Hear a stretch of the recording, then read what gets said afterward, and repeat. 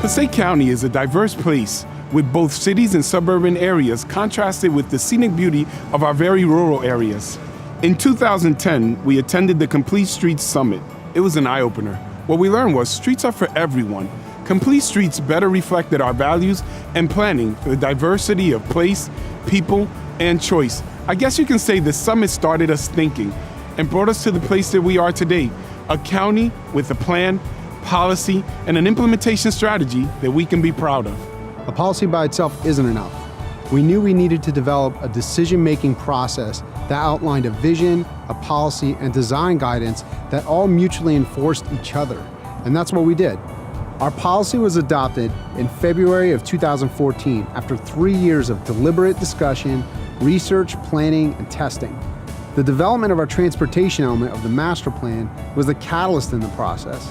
It created a forum for the planning and engineering departments to discuss the benefits of complete streets and how it could be applied to our county. Planning and engineering staff worked together to define a network of facilities in terms of land use and the context of each roadway that would have an impact on the feasibility, connectivity, and safety. So the Complete Streets guidelines serve as a pivot between the planning priorities and the engineering details outlined by New Jersey DOT and AASHTO. The policy was the final step in the process and has the distinction of being an implementation plan and not just a policy. The Complete Streets guidelines are just that, guidelines on how we implement complete streets. The guidelines aren't handcuffs and don't prescribe how everything should be done. They provide context and a decision-making tool in designing complete streets. It's really simple. Instead of projects standing alone on their own, they're now implemented within a framework of projects that show us the big picture of how complete streets work. So ultimately, I feel like we put together a very clear policy and planning framework, but success for us is going to be measured by outcomes. And in order to have outcomes, you have to have implementation. Implementation of complete streets happens a few different ways and from a few different programs.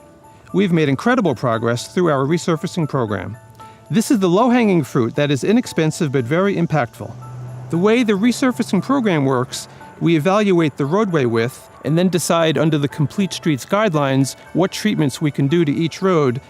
Between 2012 and 2015, we've implemented over 100 miles of Complete Streets treatments, including 33 miles of shared roadways, 15 miles of bicycle lanes, 54 miles of traffic calming, and 8 miles of road diet.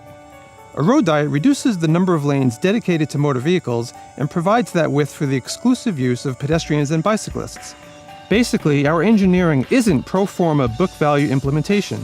Judgment and really thinking about the vision and our transportation system comprehensively is how we approach things.